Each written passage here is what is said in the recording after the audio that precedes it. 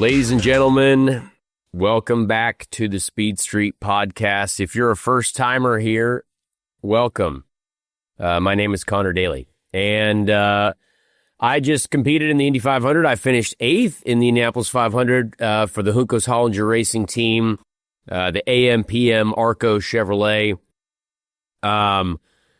This is a podcast where we like to talk about IndyCar racing, and IndyCar racing, there's a lot of great things that happened over the weekend. The biggest motor race in the world, the largest attended single-day sporting event in the world. There were some F1 Twitter nerds that thought that was just like American propaganda. Well, actually, no, it's like actually a real fact. Like this is not, doesn't matter where you're from. Sorry, this is actually just in one day the largest gathering of humans at a sporting event. Yeah, it's not like we're not trying to say that like beating up other events. Like it's just a fact. And we're really proud of that because it's really cool. So hundreds of thousands of people were here. Sorry that made some folks angry, but it's just true. And we're really proud of it. I think it's really the coolest thing ever. It was the coolest crowd. You guys were awesome out there. Shout out to everyone who was there. We have so much to talk about. We do get the third co-host of this show, Alex Palou, will be on the show. Obviously, we've talked to him a lot during this year, but I mean, the guy won the Indy 500. Yeah. I thought I was going to fight with him for it. I really, really enjoyed racing with him during the event. But Chase, I want to bring you in here. Chase Holden, my co-host here. He was also at the Indy 500. Great shirt, great hat. If you're watching on YouTube, you can see him. If you're listening, just picture it in your mind. AJ Foyt hat, Indianapolis Motor Speedway shirt, mustache.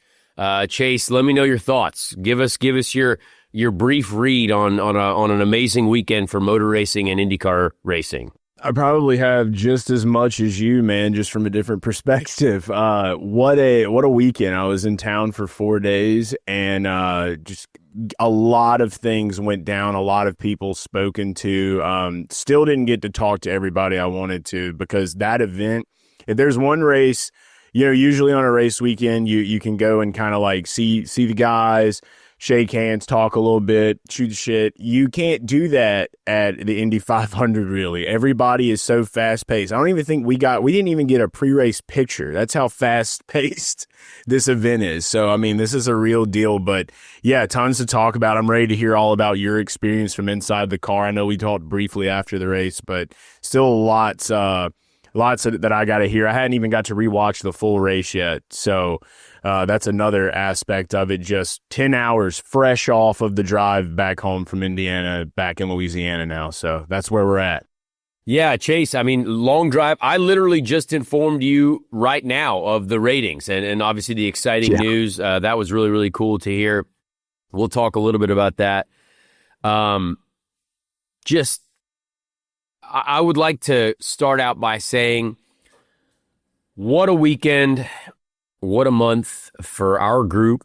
Obviously, we finished 8th, which, after some disqualifications, which we're going to talk about as well. We take that.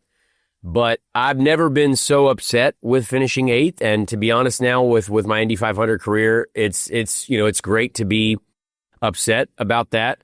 But I truly, about halfway through the race, I thought there's no way we were losing this race. There's no way I'm going to lose this race. I didn't think there was a single car out there that looked better than mine. And that's, a big shout out to the team. We were in the right spot. We passed every car that we needed to on the restarts. Even the restart there was one restart where I think I might have passed 10 cars in one, and it wasn't the restart that Fox showed where I was 4 wide with Palou and Malukas. God, that was wild. This was a restart where we started way deeper in the field. So yeah, I'm going to try to find some onboard of that. That was a race where I almost crashed more times than ever in my life. As well, it was an emotional roller coaster. The car started off so good, zero degradation. Everything was right. And then the second to last stint, as soon as we put a set of tires on, it does look like we kind of looked into the video. We lost some of the wheel weights on that tire, so it started a vibration very, very early on, which is very bad at 220 plus miles an hour. So our degradation was very bad. And again, this isn't a Firestone problem. Firestone actually came to us afterwards and were like, hey, we recognize that you guys had a problem, because the first few sets of tires were completely fine. Everything's wearing correctly. Last 2 sets, huge issue, very big problem. And with the way the fuel stints were working out as well, that did not help us. Like, let's say if the fuel strategy played out a little bit differently and we could have been a bit more aggressive and we could have kept the tire stints down to like maybe 25 laps, maybe we would have survived. But the last stint, I had to do 34 laps on tires and fuel, which is, obviously you saw some people did not make it. Elio Castroneves did not make it. A couple of other cars did not make it on fuel. We made it on fuel and tires, on tires that were trying to kill me at the same time. And again, not Firestone's problem. That was on, just an unlucky situation for us. So yeah, very, very difficult situation for me, because I literally saw the Indy 500 win start to drive away from me when we started losing it and almost crashing at the end of the second to last stint. And you guys all saw that when I was trying to pit, and Rasmussen, like, I don't know why on earth I signaled down the back straight that I was pitting, and the guy tries to pass me on the inside of turn 4. Just be patient, dude. Passing on the outside. I'm pitting, dog. Like, you know that I'm pitting. So that was almost a huge crash. But the team did everything they could for me. They put us on the right strategy, pitted us when we needed to. We worked through the fuel situation. We didn't lead when we needed to save fuel. We led when things were getting a little bit dangerous and kind of messy in the pack. There were a couple different strategies obviously playing out because of how this race works, right? You have a delayed start. You have a car crashing immediately before the green flag even. You had raindrops causing long yellows, making people at the back pit for extra fuel. Ryan Hunter-Reay looks like he might have been on the perfect strategy to win the race all of a sudden. Yeah. Holy goodness gracious, we got two of the drier cars up front. You've got Devlin DiFrancesco, cars off strategy, cars on strategy. Just the Indy 500 this year had a bit of everything. It was cold. The cars were tough to drive. I thought the racing was actually quite good. I could overtake some people. It was a lot of work, but you could do it. But it was, from our perspective, it is truly brutal for me to think about, because in 2021 was the only other time where I really thought I had a car to win. And obviously that was taken away from us from a tire. And then as soon as I felt the car degrading and the vibrations that we had, I kind of saw the same thing. But it's so painful, because you really don't know how many shots you have overall at this event. And the whole month, this car has been fantastic to drive. The windows are very narrow in these cars, and we have to do a lot of research on how what happened, how and why what happened did happen, or I don't even know if that made sense, but it's just really painful, because I think the crew deserved it. That the pit stops were tremendous. My guys in the pits were brilliant, and everything just felt right. I mean, I was having a great time. I thought the race was quite simple, honestly, just driving along. There were several moments, even after, on lap 59, I almost crashed. But it was like, oh, okay, that's fine. A little bit loose. Let's take a quarter turn of front wing out at the next stop. No big deal. Quarter turn. We're talking little bit. Just fine tuning.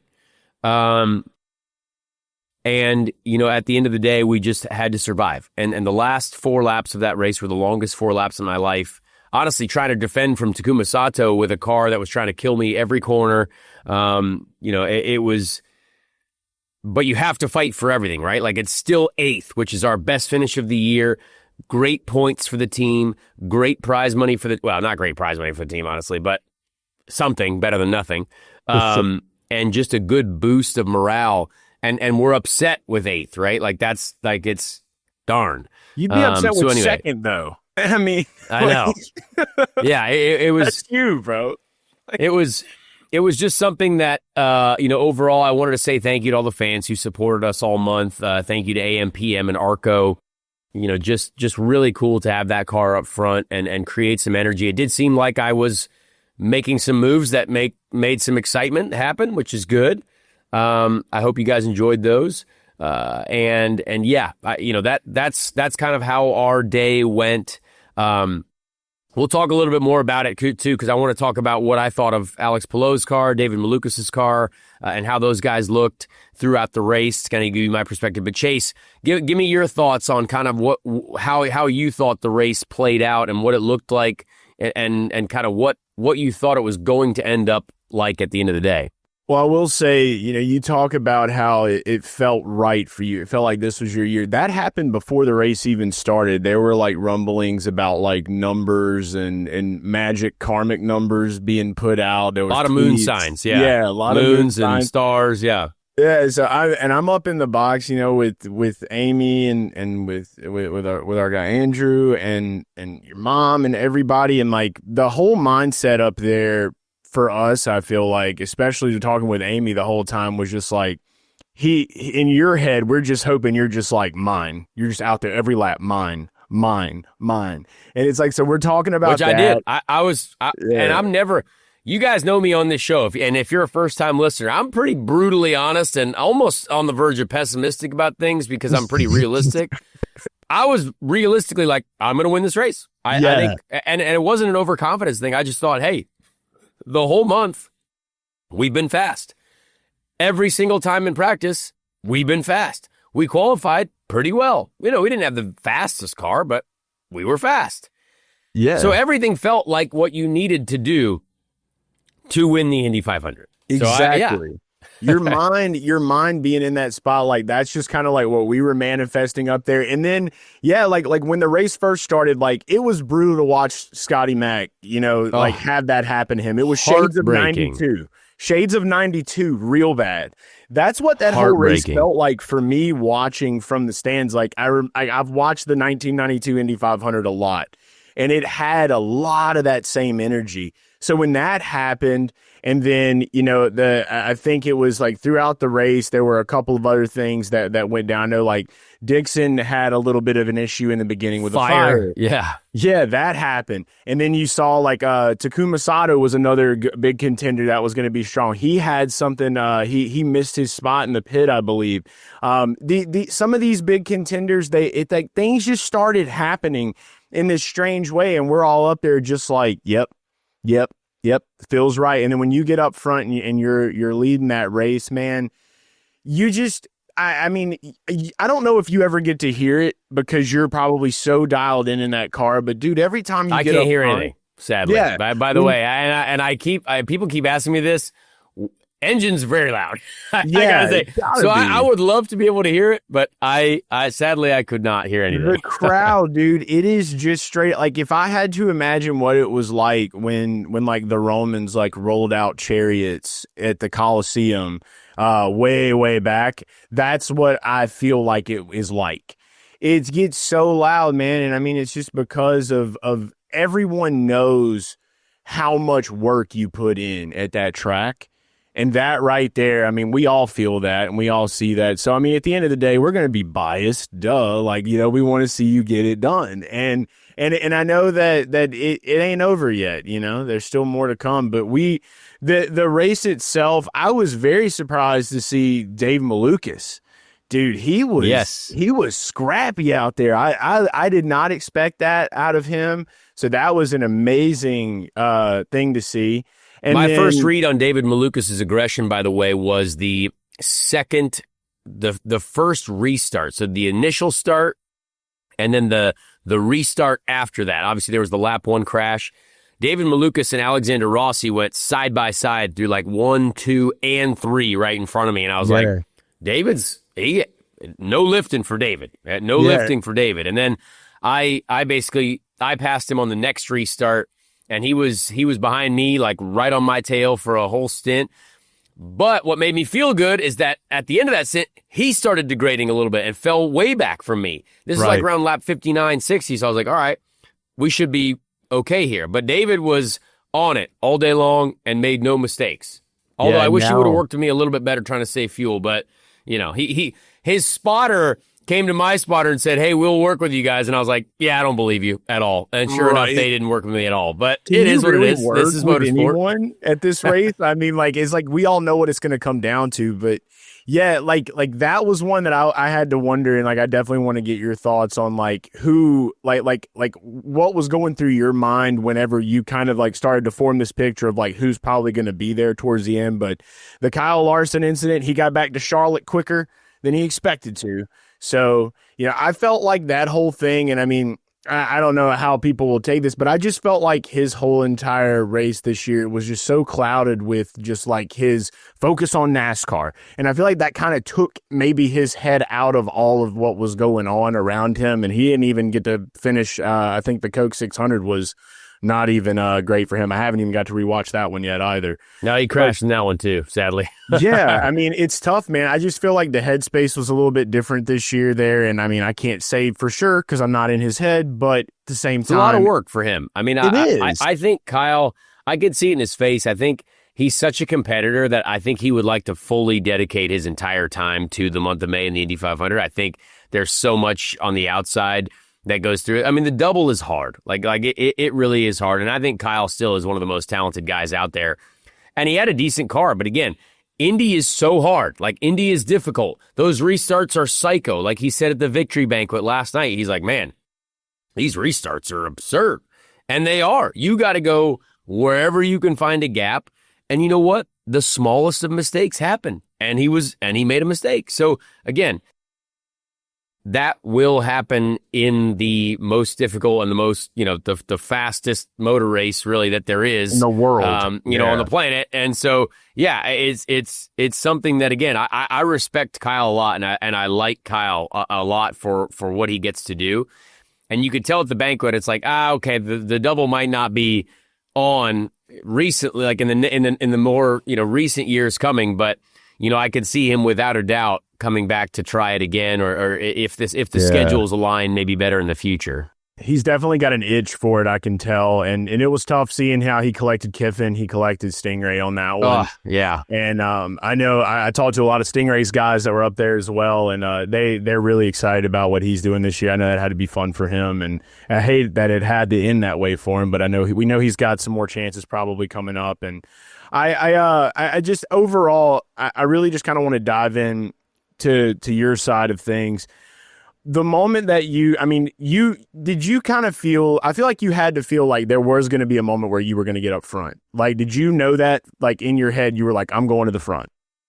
Absolutely. As soon as the race started, I thought Alexander Rossi right next to me jumped the start. No big deal. But we both had the same idea. We wanted to get to the top side. And Alex, as soon as Alex did that, I was like, all right, whatever. Here we go. We're going to the top side anyway. Alex passed Lundgaard. I passed Lundgaard, yellow. And I was like, oh, shoot. Okay, well, now I got to pass Lundgaard again because my pass on Lundgaard didn't count because the yellow, I guess, was happening while I was passing him. Excuse me. But yeah, I as soon as the next restart came, straight to the top side, straight around the outside, tried to get right up behind Rossi and Malukas. And I just started putting laps away, honestly. The first half of the race did feel like it took forever. By the time we got to halfway, we were under yellow for some raindrops, and I was like, man, I actually have no idea what's happening when it comes to like who's leading, who's doing what. I kind of looked up at the pylon. I was like, okay, well, there's Dreyer cars, and then Hunter Ray had to pit, but then there's some Rahal cars, some cars off sequence, but. I knew that we just had to stick with our program. One thing that I still don't really understand why it happened, and I'm not sure, I haven't watched the broadcast yet. I do love that Fox and IndyCar put it right up on YouTube, though. Boom. I can just click it right here on the TV and start watching it whenever I want. Absolutely love that as a frequent YouTube visitor. But when Devlin DeFrancesco was leading one of the restarts, I forget which one it was, IndyCar basically, like, Devlin hadn't even gone yet, and I think I was restarting 4th or 5th or something like that. The restart line, if you guys are unfamiliar with the restart rules, there's a restart line that's actually been painted across the track that's exiting turn 4. And the leader can go anytime in the zone before that, the zone almost starts like exit at turn 3 all the way to exit at turn 4. But if the leader doesn't go by that restart line, then it's green no matter what, and you can pass. We're in the short shoot of turn 3, 4. In the short shoot, really, no one has accelerated yet. I'm in first gear, still warming my tires a little bit, and all of a sudden the green light's gone. And I don't know if race control or I haven't got a full explanation on that, and I'm going to ask about it in the next driver's meeting. But that was really dangerous. Like, Devlin hadn't even gone yet, and Christian Rasmussen, I guess, had spun in the back on cold tires, which means they called off the start. But that was almost like a near disaster situation that I was like, why on earth did this happen? Devlin hadn't even gone yet. It wasn't Devlin's fault. Like, we were all just sitting there waiting to go. But yeah, after that was my 4 wide pass kind of with Palou and Malukas, and I ended up right behind Devlin, which I wasn't intending to be there, but I then needed to save fuel behind Devlin, so I just wanted to sit and let him lead, which was fine. But yeah, a lot of crazy moments in the pits too. Couldn't believe that. When I saw Renus's accident, it was a shame for him. Renus and I had a bit of a battle out there. He was definitely struggling for just pure car speed, but he was doing well for where he was. And definitely fought with him for a little bit, but brakes you got to have brakes at an Indy 500. Who would have thought? You got to have good brakes. So brake issue for Renus, which was tough. And then Alexander Rossi with the fire. Now, Crew guy caught on fire. Big fire. Now, Alex Rossi's car was smoking for like 6 or 7 laps before that. Yeah. Because I was following Palou, and Palou was behind Rossi. And we were kind of just chilling because I said to them, I was like, hey, there is legit smoke coming out of this car, and it doesn't smell great. And you don't want all of a sudden fluid to be coming down when there's a car smoking right in front of you. So that actually went on for a long, and I'm not sure if the TV broadcast caught this or not. I really don't know. But we were reporting that like Rossi's car something is not functioning correctly on that. And I didn't know if it was. The funny thing was I thought I saw when Santino passed him or someone passed him, I saw a puff of smoke, and I didn't know if that was maybe Santino had or whoever it was when they were passing him, maybe caught the wing on his tire, and maybe I thought it was going to be a flat tire or something like that. Yeah. But clearly it was a deeper issue, and seeing that fire in the pits is wild. I mean, I've been on fire in the pits before, in an ECR car, in a number 20 car as well. Not fun. You hate to see that for that crew and for the team there. But yeah, all kinds of stuff in the pit lane. And Robert Schwartzman's deal with his crew guys. Have we heard any news about that? Is this guy okay? Like, did he break a leg or anything? No, I think I don't want to comment on anyone's injuries. I obviously don't know that, but Schwartzman last night said everyone's okay. I assume there's probably some small broken toes, small broken limbs Fractures. Here and there, but small fractures. You would gotta say, I mean, those guys took a hit. Yeah. Took a hit pretty hard, and people don't realize how hard it is coming to the pit box at Indy. And he said his rear brakes failed, and maybe that was the case. But I hate to see that for those guys. Obviously, he was hoping to have a solid day. But yeah, a lot of pit action. What do you think, Chase, was your kind of like craziest moment of the day? Like, what was something that stood out to you as like, dang, we didn't expect to see that? Really, honestly, just I was not. I didn't cancel out the possibility that Alex Palou would win the Indy 500, but I did. I just, a part of me did not feel like it was gonna happen, and when it did, it just that moment where like you're like watching you're watching a game and it's like the middle of the season, like football, right? Like I always compare it to like he's having one of those Belichick Brady seasons right now. Yep. And it's like that moment where you realize you're just like, damn, respect, dude. Like you have that, because that's his first oval win ever. And he did it on the largest stage. He said before the race started, he was like, or when he won the Sancio, he said, we've had a great month of May, and I would love to continue that, I hope. And I mean, you could even hear the doubt in his own voice, like of where he was like, yeah, we'll see. It's been great. And so usually if a driver is already doubting themselves, I kind of look at that and I'm like, okay, well, the mindset's not there. It's probably not going to happen. And so when it did, it almost seems like it was just everything fell into place. But then that was one of the big ones. But the next one was definitely with you. Like when we're watching you rip around, like it was a very tense environment. Okay. You weren't up there. It was a very tense environment. And we're sitting there and we're watching you rip, and I'm thinking about pit windows. And I'm like, dog, it's got to be coming close. Like, it's got to be coming close. And so the moment where I started to notice, like, Malukas was coming around you, I didn't know if you were lifting or what was happening there, but I knew that something was going on. And I guess that was just kind of that moment where I was still, like, mentally holding on, because I knew, like, okay, he's going to get around and go right into the pits at this point. Like, there's no way you're not doing that, you know?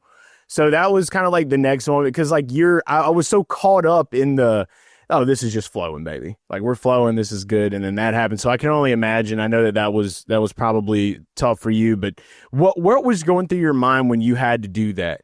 Like when you had to, when that happened, like, were you still holding on, like knowing like, okay, we're going to get in here, get out as fast as we can and get right back at it? Like what was going through your head at that time? Well, I mean, that was the most difficult point in the race, because I was trying to save fuel. What people don't realize is the way that race played out for us, and we were on the same strategy as Palou, Malukas, those guys, obviously the top three. Right.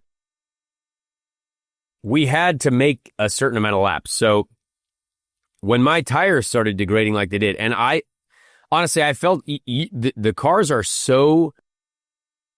The cars are so finicky and so in a narrow window that as soon as I actually started that stint, I knew something was wrong. I already knew. I was like, well, this is going to be much harder. And then when the tires started to degrade like they did, and again, that's not a Firestone thing. It's because of what was happening, you know, with the wheel weights that we lost and the vibrations, everything that kind of had started to go away. I knew that I was in trouble, but all I could do was try to hang on and try to conserve as much as I could. And then I was going to be crashing. And so when I got on the radio and told my guys, like, I'm going to crash, they couldn't just pit me, because that meant that the last stint of the race was going to be impossible. And so instead of finishing 8th, we would have finished 17th. You know what I mean? Right. You have to work backwards a little bit from the end and be like, okay, I know that you're dying, but if we don't go another lap, well, then you're going to have to pit again, which means that, you know, I lost, 4 or 5 positions, but we would have had the worst day ever if we just, pit. Now, you could gamble. Like, we could have stopped 3 laps earlier and just hoped for a yellow, but that yellow never came. It didn't. It came on the last lap. Exactly. Yeah. The yellow never came. I mean, we would have looked like heroes if we would have short pitted there and then a yellow came right out. Like, oh, yeah, no, we're good now. We got plenty of fuel and tires. But you never know what happens. So you have to go with the safest possible option. And when I pitted, I had thought something was already wrong. And then when I went back out on our last set of tires, the car handled exactly the same. So I knew that we were going to have the same problem.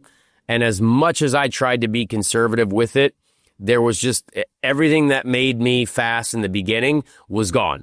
And so all it was a hold on for dear life until the end of the race. And I was saving so much fuel. I was in the leanest possible engine map. For the entire last 34 laps, I was producing 0 power because we were trying to conserve fuel and basically was just in pure get to the end safety mode. And it was really depressing, honestly. It was really sad to have to do that. I mean, I was defending from Elio and Sato, like my life depended on it. Elio came up to me after the race. He's like, dude, you were so loose. And I was like, I know, I was dying every corner. But once the car fell out of the window, it was never going to come back. And it was a real shame that we had the issues that we did.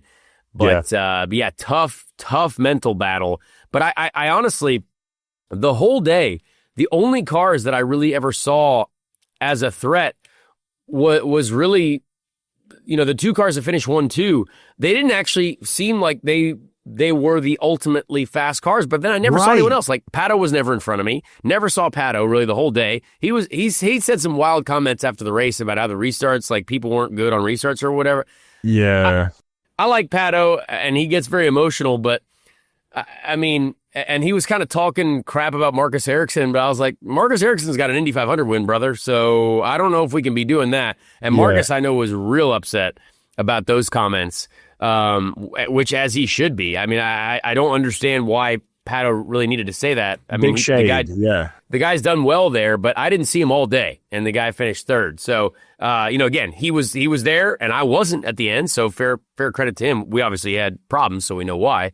But yeah, I thought those were kind of weird comments. But never really saw Pato. Never saw a single Penske car the whole day, other than Scott crashing in front of me. Which let's talk about that real quick. Joseph, and after Scott, Joseph too getting pushed out. Yeah, Joseph having his technical issues. Power I never saw all day. Marcus Ericsson actually, to be fair to Marcus, like I passed Marcus early on in the race, and his car did not look that great either. And he mentioned it at the banquet. He's like, yeah, we were struggling, and then they strategized. They worked on it. They got their car to a better spot, and he finished second. Obviously, got disqualified, but. Yeah, I mean, it was kind of a weird way that it played out. But Alex Palou, he's very smart. I want to tell people a little bit about this. There was a big move. They're like, oh, Connor took Alex Palou and David Malukas down the back straight. Yeah, that was because they hit the brakes. So I don't want to claim to be some. I'm always pretty honest with people. It looked good. But Alex Palou took the lead, and David was in front of me. I was like, perfect. I'm going to save fuel right here. But you know what Alex did? And I honestly, if I would have stayed behind, I think it would have actually gone very badly, because then you had Louis Foster, who had a big run, and Louis Foster was kind of like a loose cannon in that situation. And so I was third in line. I saw Louis Foster get a huge run. So instead of staying third in line, which would have then been fourth in line, which would have then made my car handle even worse, I decided that I was going to take the lead. I was going to pass all those guys. And again, at the time, I think it was the right decision, but not as heroic as maybe it looked. I'll admit that, because those guys literally hit the brakes on the back straight. Malukas stayed in line, and I took the lead. And honestly, we were fine on fuel. Like, I think they were maybe being a little bit overly aggressive on fuel. We still made it on fuel, but that's how that kind of situation played out. But just kind of a wild one all day, and I don't even know what else to talk about other than the Penske situation for sure in the beginning of the race. Yeah, I mean, the Scott McLaughlin thing, that happened right in front of me, and it was cold. And I haven't even talked about peeing myself yet, but it was cold. The beginning of the race was such an extended period, and you could tell that it was just chilly, and there's no sun, and as soon as we left the grid, it's like, ooh, the track's kind of slick. Tires are a little slick here. But when Scott McLaughlin, when that car started, when he started losing it, I actually thought time slowed down. I couldn't believe what I was seeing in that moment. I was like, because I saw the rear tires start to lose traction, basically you can kind of, when people spin the rear tires, you can see the tire marks they leave on the track. Yeah. He did that, and I don't know if people realize how, these oval cars are set up to turn left. So getting them sideways at a slow speed is actually very difficult and very dangerous, because they're built to turn left. They're set up to turn left. So when he accelerated, he lost it as soon as he put the power down, because when you lose traction and you go one way then the other, there was no saving that. Yeah. And I could not believe what I saw, and I feel really bad for him. I mean, that, it's just, I mean, that'll never happen to him again. Like, that'll be one of those things where that'll be an experience where, he'll never try to spin the rear tires, on an oval ever again. No. But anything can happen. It's a wild race. It's a hard race. But that was a crazy one to witness. We were just worried because, we were up top, and we're just like, did he hit Connor? We're freaking out. A whole piece of his front wing flew across the track right in front of me. I was like, oh, please tell me I didn't run over that. Please tell me I didn't run over that. So that was crazy. It was a wild dodge, man. Yeah, and then there's a couple other random moments that I want to talk about, like before the race and after the race. But one other thing that I think is worth mentioning before we get too far is the disqualifications, right? So we've got to read into a little bit of the disqualifications after the race. And we actually didn't even read through the results of the race first, so let's do that. Let's read through the results of the race because we need to make sure that we do that. Alex Palou is obviously the winner. David Malukas finishing second. Great effort from David Malukas, really. Honestly, feel like I drove around him the entire race. We were running together. Pato O'Ward was third. Felix Rosenquist fourth. Santino Ferrucci fifth. Santino was just there all day. He wasn't consistent. Great. He was just there. He wasn't that fast. Honestly, he was just there, and he makes moves on restarts, and he just puts himself there. So you know what? Good, talented driver. Christian Rasmussen was sixth. That's very surprising, but he put himself where he needed to be. Christian Lundgaard finishing seventh. Honestly, great oval result for Christian Lundgaard. I never saw him the entire day, except for when I passed him at the beginning. So just a silent good day for Christian. Obviously, me eighth. Takuma Sato ninth, who was driving with broken ribs, which is kind of crazy. Elio Castroneves in the top 10, even though he ran out of fuel towards the end. Devlin DeFrancesco, Louis Foster. Honestly, pretty solid results for those two guys. Nolan Siegel crashed on the last lap and still finished 13th. Literally bombed the car into the wall on the last lap and still finished 13th ahead of Colton Herta, Ed Carpenter, Will Power, Graham Rahal, Marcus Armstrong, Jack Harvey. Jack Harvey had a honestly solid day. Hollywood Harvey was at the front quite a lot. Yeah. Scott Dixon obviously had his problems. Ryan Hunter-Reay led a ton of laps of this race. Ryan Hunter-Reay, people were saying he could have won the race. Ryan Hunter-Reay 21st, Joseph Newgarden 22nd. No three in a row for Joseph Newgarden. My teammate Stingray Robb, obviously tough day, getting involved in that Kyle Larson accident. Kyle Larson, Kiffin Simpson, Robert Schwartzman, Rinus VeeKay, Alexander Rossi, Marco Andretti, Scott McLaughlin, and then the three disqualified cars, Marcus Ericsson, Kyle Kirkwood, and Callum Ilott. Marco, too. That was lap one, right? Marco and tough for Marco. Marco literally just got hit, and he was in. That was a brutal just racing incident for him, and that was just so tough many to years, see. Dude, and they just kept talking about the curse. I feel like that cursed it. That was really tough. And I wanna see if I can look up the technical infringements. But I know of what happened. So I know for a fact. I'll kind of read. I'll read through it. So let's read through the violation for the Andretti cars.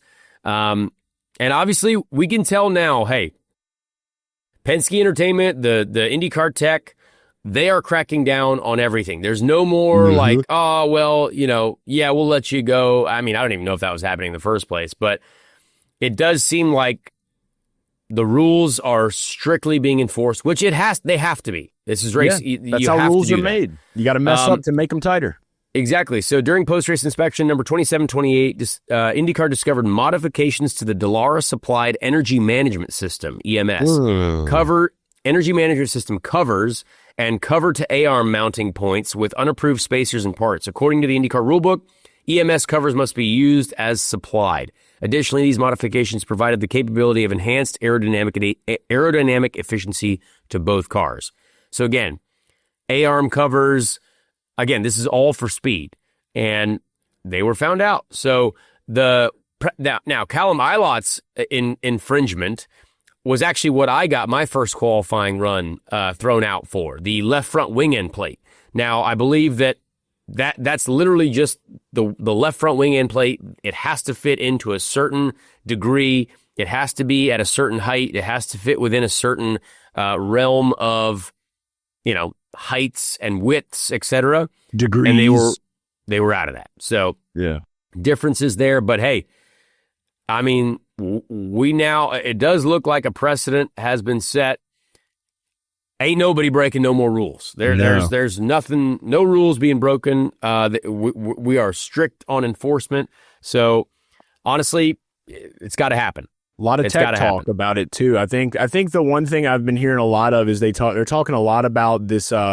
It's almost like it's like a scanner that you use in tech, where it's a lot of computer stuff, but essentially NASCAR uses it now, where they do the digital scans of the car. It might be something to look into. That's what everyone's talking about now. So maybe we'll see that coming over to IndyCar. Yeah, I don't know. I mean, I think honestly we have a lot of smart people in our tech department, and we've just got to make sure that everyone's following the rules. Yeah. One moment that I thought was quite funny is before the race, I saw Tom Brady. Now, I'm a Colts fan, so I'm not a Tom Brady fan. Not a Tom Brady fan. Oh, God. But I was starting in the same row as Alexander Rossi, who is a big Patriots and Tom Brady fan. And Tom Brady has his big old fire suit on. Tom Brady actually kind of looks like an alien, I think. His face looks a bit too perfect. It kind of looks like an alien. I don't know if he's a real person or not, if I'm honest. Now, we appreciate Tom being there. Kind of wild that Tom Brady in Indianapolis has been chosen as the head figure. Yeah. And they're all talking shit about the Colts the whole time. Oh, man, yeah. Wild. That was kind of a wild one. But Tom was walking. Basically, we were all in line for driver intros, and, we line up 3 by 3, and we're going up to the little stage, doing the walk thing. Tom's walking back like he had been introduced, and he's walking back, and he's got his suit on. And I shouted, he's like, "Hey, Tom." I was like, "This guy right here, Alex, biggest fan of yours ever. Like, I kid you not." Tom comes over, shakes his hand. Thank God Alex Rossi's video guy, our friend Brian Simpson, was right there filming the whole thing. I get top 10 wingman moment of all time right there. Yes. Alex got to meet his hero and got to hang out with Tom Brady briefly. I didn't shake Tom Brady's hand because I'm a Colts fan, but Tom Brady also shook Scott McLaughlin's hand there too. But I'm a Colts fan, so I can't shake Tom Brady's hand. I kind of like Turtle from Entourage in one of those episodes. Real Entourage nuts will understand that one. But just wanted to tell that story. I thought that was quite funny. What else do we have to talk about before we get to our friend with Alex Palou? Big purse, $20.2 million or something like that. Purse. Yeah. Now, again, we don't get a lot of that as I always try to tell you guys honesty on prize money. We can maybe get into that on another episode of the show, but IndyCar Financial. IndyCar finances. Yeah. But let's talk about the ratings real quick. Ratings were awesome. So peaked at 8.4 million. Huge. Most watched Indy 500 in 17 years. Over 7 million people consistently tuned into the Indianapolis 500 broadcast. This is a huge win. The haters probably they deleted their Twitter accounts. F1 had to announce a Pepsi partnership just to try to erase it. And they didn't even have Pepsi. It's just Gatorade and Doritos. Yep, we got to shout out the Pat McAfee show. They were talking about the Indy 500 and how exciting it was this morning. I've been watching it. Love to see that.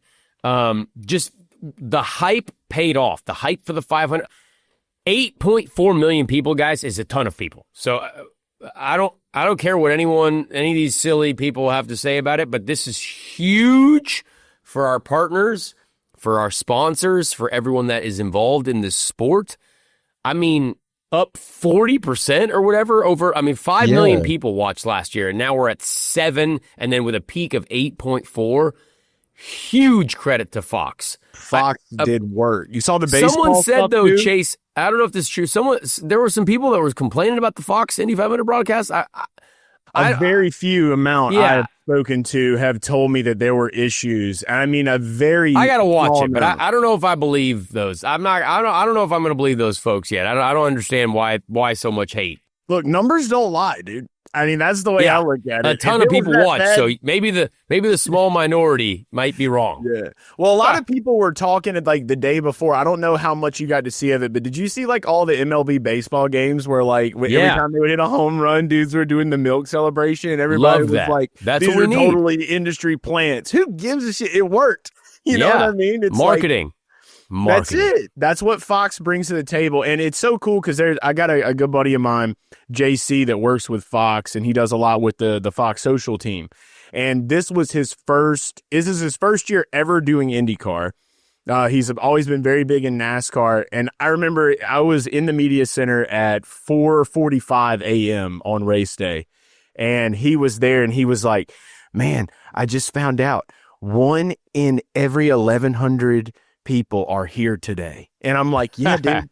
Yeah, this is real. And so, like, welcome to the show. Seeing the weight of that hit guys that are coming over from the NASCAR world into IndyCar. So many of my friends that I've made go into NASCAR races and all the work I've done in NASCAR were so locked in. And they're just like, dude, I cannot wait for more ovals. Like, I've already had at least 7 people text me, and they're like, I bought tickets for Nashville.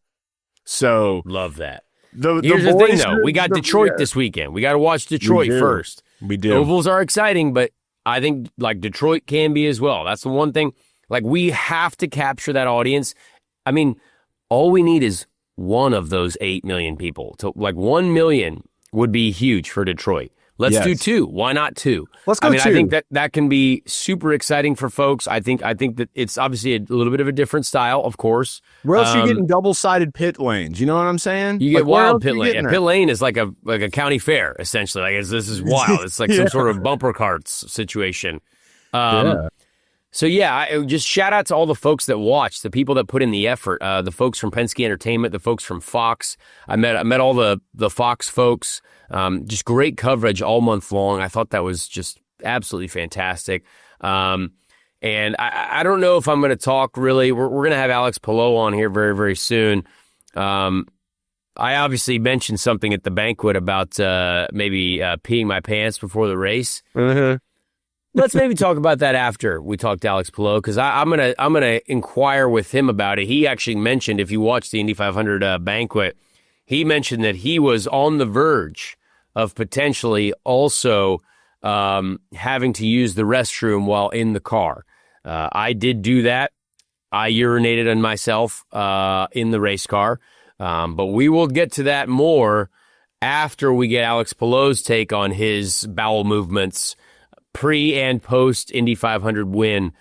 So let's get to the Indy 500 champion who has been on this show quite often. Let's just call him the third host of Speed Street, Alex Palou. Ladies and gentlemen, we have the newest Indy 500 champion with us, essentially the third co-host of the Speed Street podcast. He's won so many races. Honestly, when we came up with this idea of interviewing each race winner in the NTT IndyCar series, we thought we'd get a lot of different guests. That has not been the case because Alex Palou, and honestly, I forget what driver last night at the banquet said it, but he forgot that Kyle Kirkwood has a win this year. He had said that you had basically won all the races so far, which was very funny. But the person who has won the Indianapolis 500 and also all the races except for one, Alex Palou, you look great there, brother. I assume you're in New York City, some sort of large city, doing something really cool. Yes, I am. I'm in New York. Thank you guys for having me. Sorry about the voice. It's a little bit better than last night, though. But it is. Thank you for having me here, guys. Hey, so I wanna get into the race because a lot of the race I spent around you, and I thought that there was a lot of potential for to basically. I mean, I knew that you would be the guy to beat. You always are, right? So I want to get your thoughts on when you're about halfway through the race, when you're starting to see things play out, when you're seeing different strategies. Obviously, there were a couple other cars that were not on our strategy, and we were thinking, all right, some people were telling me that Ryan Hunter-Reay could have won the race, maybe, and I was like, oh, I didn't know that. But what were you thinking around halfway, like when you start to see things play out? Did you think, hey, this is it, we're going to have a shot at it? Yes, I thought we were on the right scenario, right? Like you are there, like top 5, top 6. It's still halfway, 80 laps to go, and you're like, okay, this is looking good. We still have like 2 stops to go, but we're off to a good start. But then you appeared, Malukas appears, and you guys start like going super fast. Like I was struggling to be at your pace, guys, and to move that fast. So I was like, man, we need to get our car a little bit better on just pure balance because I'm struggling. So when you struggle, you cannot save that much fuel because you're pushing more the throttle, you're wasting more the tires, and I was just struggling to beat you guys on strategy or on track. So I was like, man, it's gonna be tough. So at at the middle of the race, I was like, man, I'm not looking very, very good. Like I was positioned well, but I didn't know if I had the tools I needed to fight with you guys.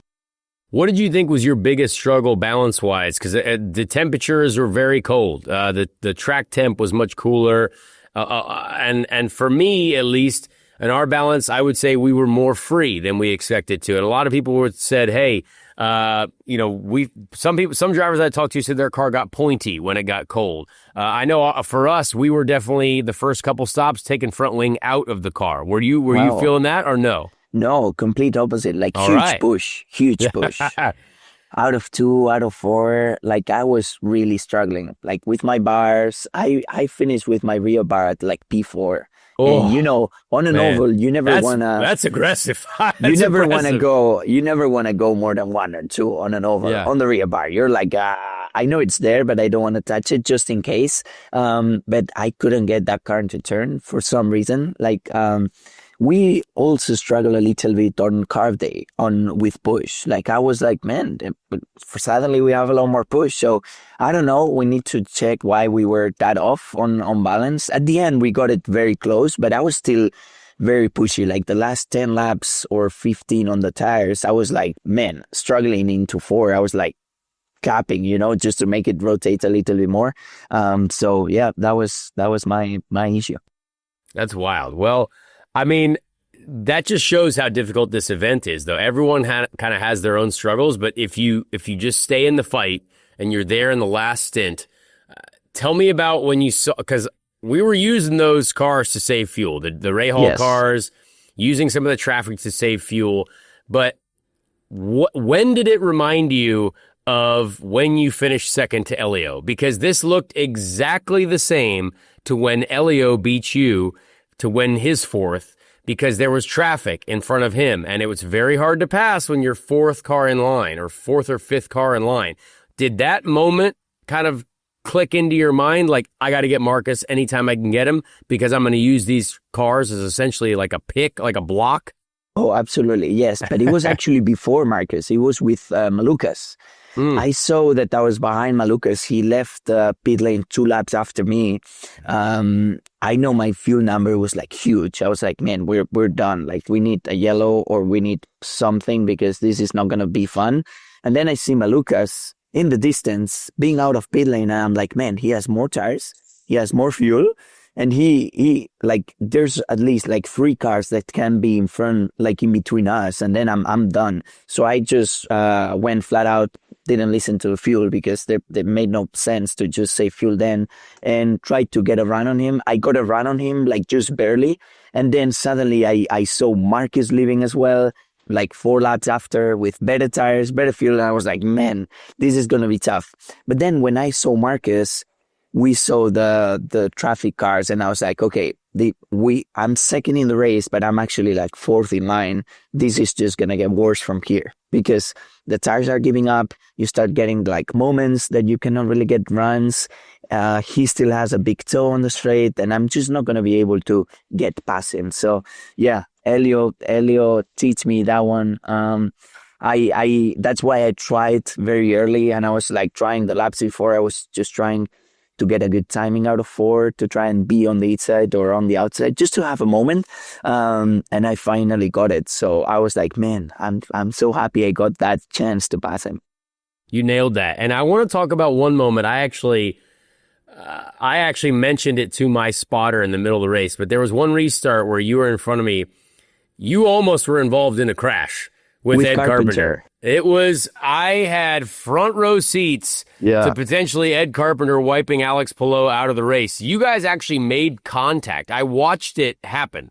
Ed Carpenter is in front of me, in front of us, because you got to the outside a little bit better than I did, and I was going to follow you because I wanted to go to the outside. I was like, we got to be on the outside. We got to go. Yeah. Got to go there because there was a ton of cars. Yes. And I still ended up passing like 12 cars on that restart, which was absurd, but it was helped because Ed moved you out of the way for me.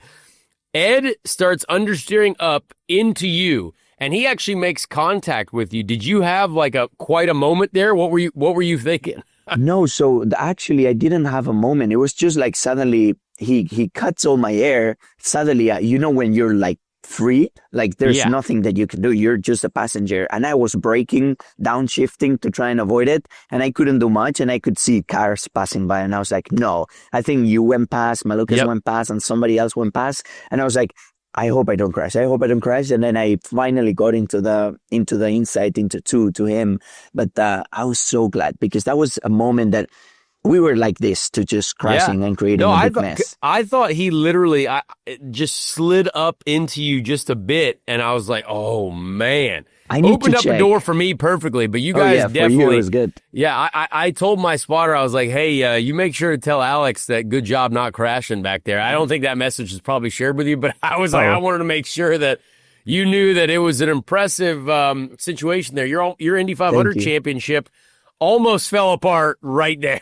I agree. That's crazy. I agree. I'm glad that somebody saw that. I did, and I'm going to try to find the onboard clip of it, because it was really exciting. Yeah. Chase, I want to let you get in here as well, since we only have a few minutes with our young champ here. Yeah, I want to just start by saying, Alex, you'll never have to ask me why you're not in my fantasy picks ever again. You've officially earned that. Dude, big congrats on the Indy 5, man. Thank you. Thank you, Chase. It's awesome to see it. And I wanted to ask you, what was different this year with the mentality, with how you started your day? Was, if anything at all, was there anything different about this one that you feel like helped propel you to this victory? I was a lot more calm this year. I was like, man, you know what? I've had like really fast cars. I've been trying to lead a lot of laps. I've been trying to get up from very early. But that's just been putting me in a bad spot for the last two stints. On top of that, not having the best speed in the car, like naturally, I don't think we had the fastest car out there. Like, in my opinion, we had a really fast car that was capable of winning, but it was not like, oh yeah, he's just going to be like flying. Like in 2023 and 2022, I think that I had a complete rocket ship. This year I had a fast car, but it was not like miles faster than everybody else. But that just made me be like more precise on everything, like on like, what do I do with my tools? What do I need on front wing? Like, I need to get a really fast car for the last stint, and something that allows me to get an overtake like what I did to Marcus. And that was just because I was not comfortable at the beginning of the race. Like, it was the first time that I was suffering, that I was like not being able to move where I wanted to move at the beginning of the race. Sure. And I just had to be patient, work on the car, trying to get the balance where I need it. And it was great at the end. The last stint was the best stint. More surgical. Love it. That's the. I certainly wish that that I was in the fight as well. That was a tough last stint to watch. You were looking amazing. Like you were super fast. Like, you had a ton of speed. You were able to save fuel. I don't know what happened on that set of tires or what happened all the wheel weights fell off, so that was not good. Really? Yeah. No. We had a bit of a struggle on that one, but anyway.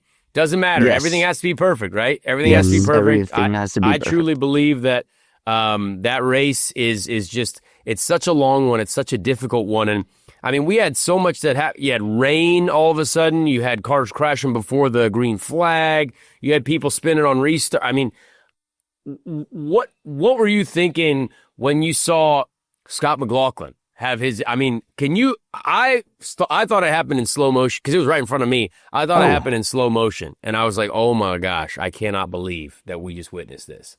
But it was a Penske car out of the fight, so you're like, whoa, hey, that's why I thought he was going to be really good. I mean, what did you think when you saw that? Yeah, I was like, man, like this is, I need to take care. I don't want to be the next one, because like, as a driver, he was not doing anything stupid. No. He was not doing anything stupid. So it was just the conditions, the tires being super cold, and him just trying to get a bit more temperature, a little bit more throttle, and then boom, that's it, out of control. So I was like, Alex, please stop. It's not, no. So don't do it. So, yeah, it's tough. It sucks. It sucks because he didn't do anything wrong. He didn't do anything stupid. It's okay because he's just gonna be crazy fast in Detroit. Like it's not one of those drivers that will just suddenly give up and be like thinking about it anymore. And everybody knows that he didn't do anything crazy. So yeah, what I was thinking, I was like, man, it's going to be tough conditions. It's going to be like tough to do restarts and stuff. And I need to get more temperature, but without going crazy. On top of that, I saw Dixon having a fire before the race started or during that yellow. And I was like, what's going on? So 30 laps in, Barry came in the radio and he was like, okay, Alex, it's been 30 laps in, prepare for the first pit stop and stuff. And I was like, what? 30 laps in? It feels like I've been through like 4 races already. Like, I know. I'm tired. The first 100 done. laps felt like an eternity. The first 100 laps felt forever. Yes. Yes, for sure. Like I had the same feeling and I was like, man, it's going to be an intense day. So I want to talk a little bit about using the bathroom. We mentioned last night that race, obviously not that hot. You're trying to hydrate a lot before the event. It's a long race. Maybe not as much sweating going on. And when you get in the race car, tell people you get in the race car immediately to then fire the engine and go, and your mind goes elsewhere. But we had to sit in the car for a very long time. And I did tell a story last night about how I did have to use the bathroom in the car. And you said you were very close to doing the same thing. Super close. Can you explain to people a little bit what that was like? Because I felt horrible in the race car. Like, oh my gosh, this is so bad. I got to get these engines fired up because I want to get rolling so my mind gets away from this. It didn't happen early enough. It didn't happen. But you had to go right after the race. You were dying right after the race. There you go. Yeah, and you can see that on the TV. And not only that, the issue on that was that as I did not drink during the race because I could feel the pressure here. And I was like, if I get a little bit more of water in me, I'm just going to have to pee. Dead. And it was hurting so much that I was like, okay, I'm not going to drink. And then as soon as I jump out of the car, I was like dehydrated. Like my mouth was like super dry. I was starting to get like dizzy. I was like, please, guys, like give me a toilet, give me water. Just like get me out of here. Give me a toilet, give me water. Yeah. But honestly, like those 35 minutes, hey, first as you of all, said, have you ever peed in a race car before? Never. Okay. Yet. I hadn't either. This is my first time. He said yes. Not yet. But hopefully I don't have to do it. But you're right. Like we're preparing so much. We're hydrating. We're ready to go. And the only thing you think about, it's like get in the car. They tell you 5 minutes and you go. That's it. Your mind is gone. And not only that, you'll start sweating like immediately. Yes. Yeah. Even if it's sweating. cold, you start sweating a little bit. So it's fine. That's how it gets out. What happened was that we prepared for a 500-mile race, 500. So we hydrate a lot. And then suddenly they tell you, no, Connor, Alex, every other driver, you stay here, 35 minutes in the car, strapped in. Yeah. Strapped in, a lot of pressure on your... nether regions, your southern areas, Yes, the southern area are like very pressurized. And there's a slight moment where your body says, Connor, Alex, I think you need to pee. That's it. Game over. That's the only thing you think about. That's it. That's literally the only thing I was thinking, because I was like, I got to be ready for this race. This is going to be the best race I've ever had. And it was a mental battle. And, thankfully at the end of the first stint, I was like, this car is so good. I'm glad my pee didn't affect it. So it was fine. But man, what a day. Anyway, can you explain to us a little bit more about the moment where you released? Well, I don't want to get too graphic for the kids out there, but it was a moment that I'm not proud of. Honestly, I felt slightly embarrassed. I didn't say anything to anyone at the moment, but I was like, if I win this race, this is going to be the dumbest story ever to tell. Sure enough, I did not win, but still someone got some joy out of it, I hope, because my life is a constant running joke. So we just added to the humor. He stayed warm. He stayed warm in the car. I was warm. I truly was warm. Anyway, I know you got to go, Alex, because you're doing every form of media under the sun. We appreciate you being on this show. honestly, I really hope someone beats you in Detroit because we need to talk to someone else on this program. All right, I would like to beat you in Connor. Detroit. You're far too far ahead in the championship now. You could probably that vacation joke that Scott Dixon played on you was awesome at the banquet. Awesome. That was very funny. I really enjoyed that one. Yes. But thank you for being on the show. Honestly, history forever. First Spaniard ever to win the Indy 500. That's really, really cool. Shout out Spain. Loved racing in Barcelona. But yeah, man, congrats. And I hope you have an awesome week. And you get way too tired and you show up hungover to Detroit and all kinds of stuff. Okay, thank you so much. Thank you, Connor. Thank you, Chase. Thank you for having me, and see you in a couple of days. Yeah. Heck yeah, brother. See ya. Shout out to Alex Palou, the Indianapolis 500 champion. It was inevitable. I think we all kind of knew he was going to win it.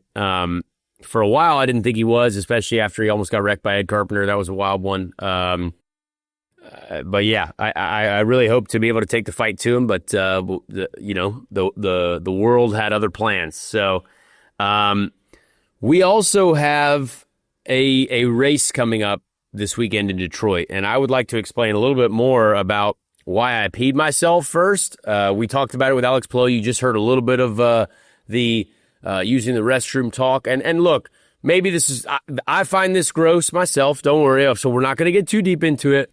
But I was going to actually save this story for the Speed Street podcast. I really was. But you know I love a good banquet speech. And the banquet was on FS1. And I said, you know what? I found the perfect thing I'm going to share with everyone at this banquet. And this is something that I never, ever wanted to do in my life. I had heard that James Hinchcliffe had peed himself once when he was racing an IndyCar. It has happened before for drivers. The most frequent question that we get asked, the most frequent question, I kid you not, it's not how fast do you go? It's not anything like that. It's what happens if you have to go to the bathroom? And I'm like, oh no, we sweat too much. Well, guess what? It was cold.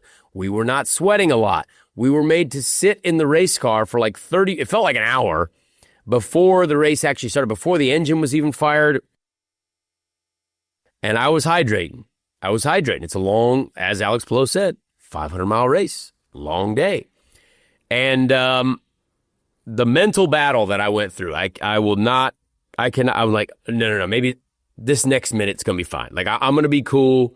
We're going to start the engines. My mind is going to go to another place. We're going to be good. And then another 5 minutes went by. I'm like, I have to pee so bad. And now it's concerning. Now it's like, what happens if I crash? My bladder explodes. Something horribly internally is going to happen. Like, it's going to be really bad. It's not good for your prostate, dude. Yes, something bad is going to happen. And then I was like, first of all, my seat belts are real tight too. It's actually hard to pee yourself when your seat belts are really tight. So anyway, I had to do what I had to do. I let my mind run, and then thankfully I was distracted very quickly right afterwards because then Scott McLaughlin crashed on the pace lap, so I forgot that I'd peed myself, and we got into the race, and it was fine. I certainly don't think that me peeing myself made the tires degrade and our vibrations bad in the last two stints of the race. So I'm thankful for that. But yeah, tough day to be my the suit cleaners. I had to shower immediately after the race. I told my girlfriend Amy, I said, Amy, I'm going to go right to the bus and I'm going to take a shower immediately. I feel like absolutely filthy, and I need to do that. So that was how that ended up happening. Shout out to my mechanics. I owe them many, many meals and lunches and beers and things. Shout out to those guys. 8th place and some pee. It happens at the Indy 500. First time for everything, as they say. First time for everything. Right. Billy Madison did it, dude. I mean, that's all. Billy Madison did it. Mm-hmm. Yep, it's so true. So anyway, guys, we have a race this weekend in Detroit. Chevy's hometown. Chevy has not won a race this year at all. Could this be the weekend? I would love to be the one to deliver Chevy's first win for them during the year. I believe we've got a decent street course package. I believe that we can have a good weekend as a team. But who is going to dethrone Alex Palou? Obviously, people seem to forget that Kyle Kirkwood still has a win this year. But let's make some picks for the Detroit Grand Prix / the Chevrolet Grand Prix. We're just going to call it the Chevrolet race. Yeah. Chevy hometown. Shout out Team Chevy. I'm going to give in no particular order a top 3. I think it's going to be a really interesting race. I think there's a lot of people who want to do a lot of great things, need a rebound. You're going to want to see drivers like Alex Rossi maybe have a good weekend. Drivers like Pato O'Ward try to get his first win of the year. Who is going to take him down? Is Colton Herta going to have a strong comeback? Part of me thinks so. So with my first pick, I'm going to go with Colton Herta this weekend. I'm going to go with Colton. Chase, I'm going to let you go now. Give me one pick. I'm going to kick it off with Christian Lundgaard, man. Lundgaard good pick. He's going to be looking for that bounce back. I think we can't be too quick to forget that he has been pretty strong on these road and street courses. So you got to keep an eye out for him. I think that we could see him get a first place victory this weekend, if not definitely a podium. All right, that's a solid pick. Honestly, I was going to go with that one, but I'm gonna switch it up. I am going to go with the street course legend, Kyle Kirkwood. I'm going to go with Kyle Kirkwood. I think Kyle Kirkwood is going to be right back up to his street course strength, and that's where it's going to happen, right here in Detroit. Okay. I'm going to have to say Alex Palou, dude, because now he's won an Indy 500. It may be one of those wild seasons. As like I said before, he's now, I have no reason to not have him in Grid Rival fantasy lineups. He has proven himself, so I'm going to have to go with Palou as the next guy on that podium list. All right, I love that. I'm actually not going to pick Alex Palou, and I know that seems smart. It's crazy, but I think it's rebound season for Scott McLaughlin. Scotty Mack, I mean, he is going to want to deliver the thirsty threes, an absolute, comeback beyond comebacks, devastating loss for him at the Indianapolis 500. I think it's going to be a Scotty Mack rebound program. So I'm going to go with Scotty Mack. I love that, and that is who I am going to be choosing as well because he was the next guy ahead. So I stole one from you, you stole one from me, but I'm going to keep it because you have to have it. The mentality is, like you and I know Scott, his mentality is strong. He's not going to let something like this get him down. He's coming in hot, coming in swinging for Chevrolet, for Penske, for himself this weekend. Chevy. Have him on the podium. Absolutely. Anyway, Sunday, Detroit. I'll look up the start times for you real quick because we want to make sure you guys get it. We need that to happen. But we're on Fox. And I promise you, it's going to be awesome. And I just went to the Detroit GP website, and I see that Griffin is playing Saturday night, which is going to be awesome. Griffin played at the Indy 500 Stake Pit. Great guy. Really enjoyed having him at the race. So love to see that. I'm going to go to the event info page. Here we go. Friday. Let's go to Sunday. How about Sunday? Come on. June 1st. Remember, we're going to be in the month of June. The NTT IndyCar Series race begins at 12:30 p.m. 12:30 to 3 p.m., which I believe this has got to be local time, I would think. 12:47 p.m. green flag. And I believe Detroit is that Central Time, folks? Is that Central Time? Detroit is on Eastern Time. Detroit is on Eastern Time. All right. Are you sure? Can we be sure about that? Let's get a time zone check. Time zone check? We'll do a time zone check. Eastern Daylight Time. You're right. You're right. All right. Love to see that. Hey, I don't know why they would be on Central Time, honestly. Now that I said that, I look like an idiot. But sometimes there's weird stuff. People thought, I had friends that came in town for the race from Chicago who thought Indiana was on Central Time. So I thought it was. I'm from Central Time. So. There you go. Yeah. So 12:47 p.m. green flag on Fox. Once again, you got to be watching it, folks. It's going to be awesome. I want to say a thank you to all the folks that listen to Speed Street and that watch Speed Street. We got over 10,000 subscribers on the YouTube channel. If you're watching this on YouTube, we appreciate that. Let's go, I dude. did say I was going to do a giveaway after we got 10,000 subscribers. And if you're a subscriber on YouTube, you have a chance to win. What I'm going to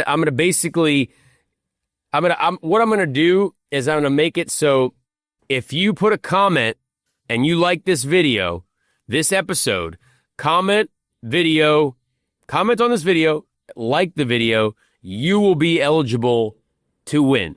So just put a comment down, like the video, and subscribe to the channel. Obviously, if you're a subscriber, if you like the video and you comment on the video, you are eligible to win something. I'm going to do a pair of gloves from this season. So I'm going to sign some gloves from this season. Actually from the Indy GP. I'll give you the Indy GP gloves that I just wore. So we'll do that. Signed pair of gloves for the YouTube to say thanks to the folks on YouTube. So again, like this video, comment on the video, subscribe to the channel, and you're eligible to win. We appreciate all those folks. And yeah, we will see what happens. But I think that's it, Chase. You got anything else before we get to a fantastic segment of the Ricky Treadway Random Indy 500 Driver of the Week? Just want to say, stay locked in throughout this season. We still got a lot of racing left to go, and we still got a champion to crown. I know everybody thinks Palou may run away with it. You just never know what's going to happen. That's why we love IndyCar. I agree. All right, well, with that, let's get to the Ricky Treadway Random Indy 500 Driver of the Week. The greatest event of its kind has never been run on. Let's meet the drivers. Who will make up the field?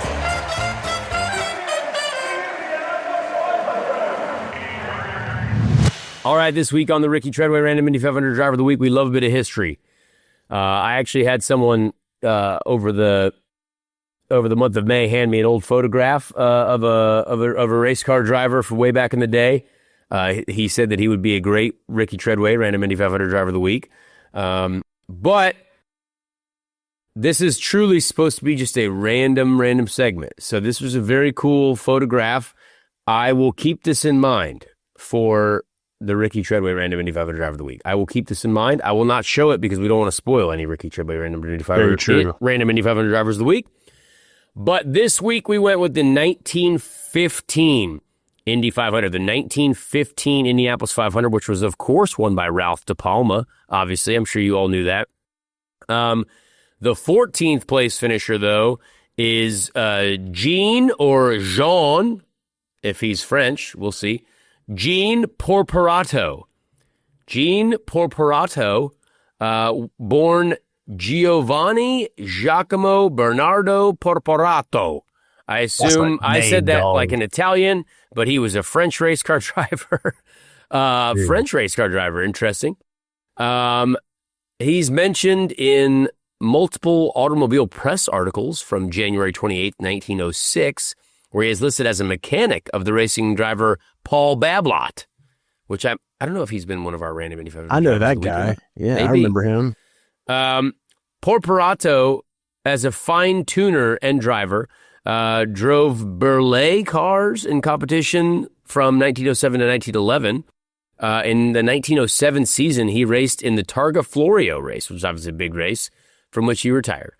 So Gene has two Indy 500 results to his name, 1915 and then 1920. So 5 years in between Indy 500s, with a best finish of 14th, which was 1915. So shout out Gene.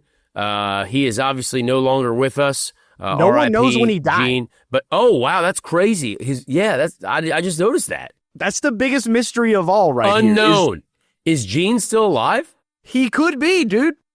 Wow. He could be. This might be the most fascinating random Indy 500 driver. Yeah, died unknown.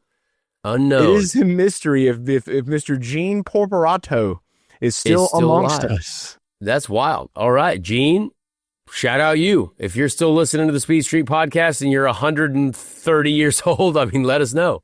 That'd be awesome. Shout out Indy 500 history, mysteries.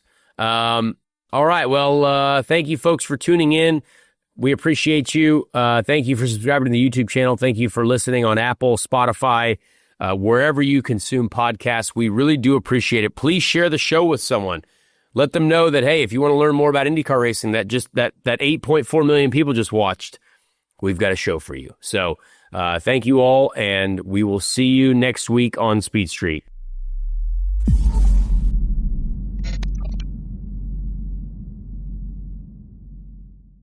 Hey everyone, Connor Daly here. Please leave a like on this video if you did enjoy it, and also subscribe to the channel as well. That would be very helpful. Be a friend, tell a friend.